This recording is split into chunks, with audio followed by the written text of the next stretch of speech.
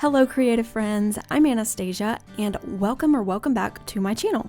I have been thrifting up a storm and I have so many incredible treasures to show you in this video. From finding creative ways to upcycle thrifted items to styling them in cute little vignettes around my house, each one of you will gain inspiration from this video and it may just make you want to hit the thrift shops immediately. I am too excited to share today's haul and projects with you, so let's go ahead and get started.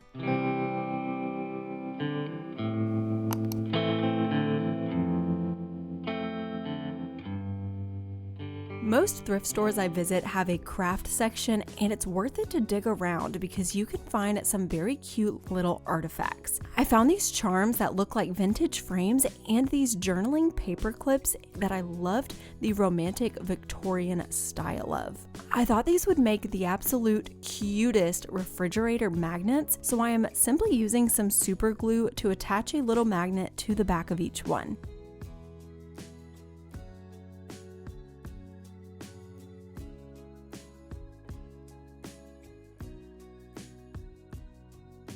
These paper clips are perfect for holding important notes or grocery lists, while the pretty charm can still be seen at the top. These are the perfect touch of whimsy for my refrigerator.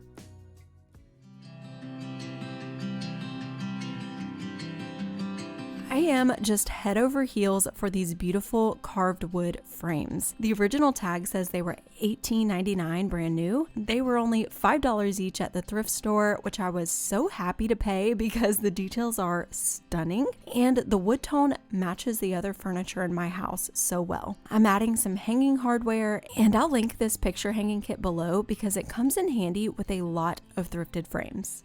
I want to create a fabric mat for these, so I'm cutting some foam core board to size. For the fabric, I found this pillowcase at Goodwill for $1.99 that I just love the colors and pattern of, so I'm cutting it to fit the foam board. A thin layer of Mod Podge will do the trick to hold this in place.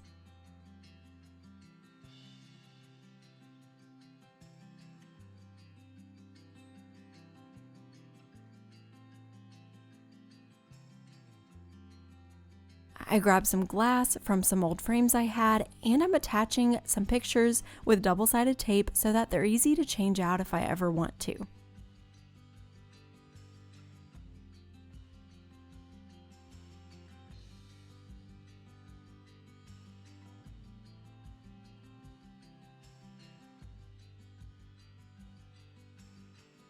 Now I want these frames to look like they are hung by a ribbon, so I'm also making some frayed ribbon out of the same fabric. To do this, I'm simply cutting it into strips and then pulling threads from the sides to create that frayed edge. This will work best on cotton or cotton blend fabrics. My advice is to try to only pull a few threads at a time because pulling a large section will get pretty difficult down the line.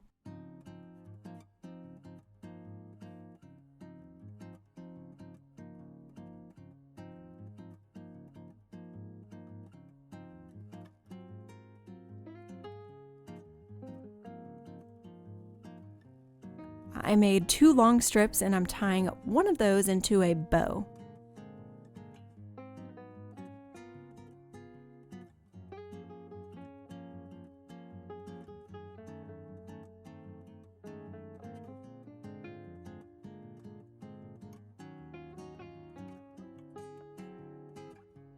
Then I'm putting a small thumbtack through the back of the bow and sticking that second strip of ribbon onto it.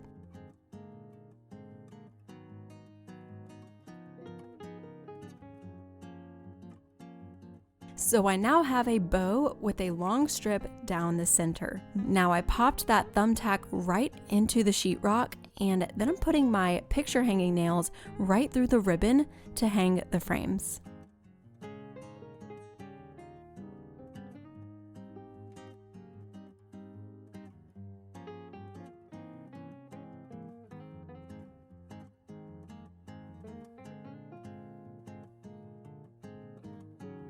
This ended up having a very whimsical and cottagey feeling to it that I love so much.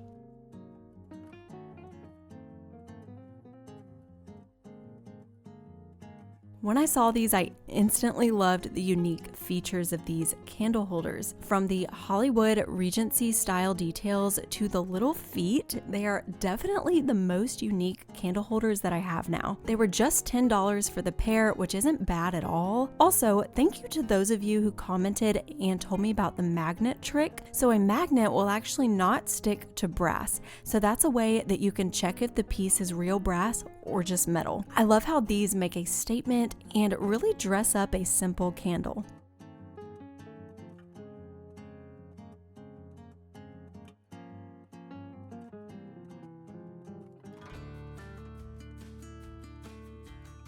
I love the details on this lamp. I picked this up for $12.91 and just fell in love with the design on it. This is a cast brass lamp, so it is heavier than it looks, and I did do the magnet test on it to confirm that it's brass. I tried out a few fabric shades with it, and none of them seemed to look quite right. Some lamps of this style have a slag glass shade, which is made of opaque glass with a detailed metal framework. I'm going to be on the lookout for a shade like that, but for now I had AI create an image of how it would look with the glass shades, and wow. In my opinion, it really takes this lamp to the next level, so hopefully I can come across one of these beautiful glass shades at the thrift or antique store very soon, because I'm ready to style this lamp up. This is gorgeous.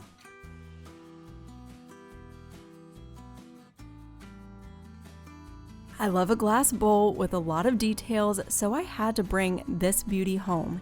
It only cost $3.09. I couldn't find an exact date online, but I believe this is antique or close to antique. I just love beautiful bowls like this because they can be used to house so many different types of items like jewelry or keys. I'm choosing to style it on my coffee table along with some Polaroids for a personal touch.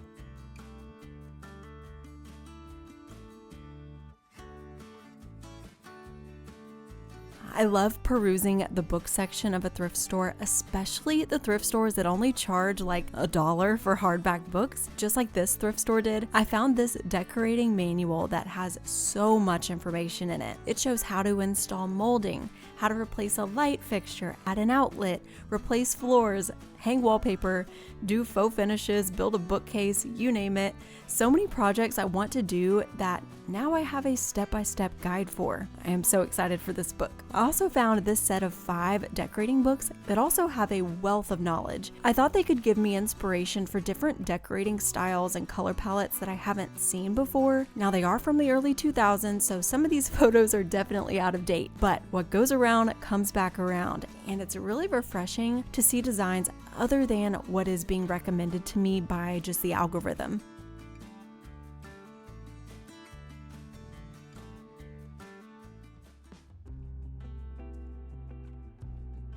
You may know by now that I collect mini frames when I find them at a good price, and this cutie was only $1. I want to make it match my collection of gold frames, so I'm starting out with a dark base color. Now I usually do dark brown, but I want to experiment with burgundy this time because I'm simply just curious to see how it'll affect the gold paint. Many antique or vintage gold frames, if you look closely, have some red peeking through because red was used under the gold leaf to add some warmth.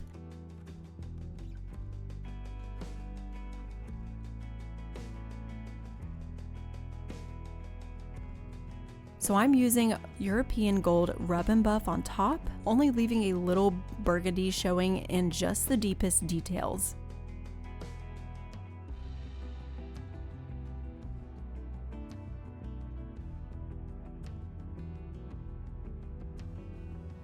I also added in some antique gold as well to give it more warmth.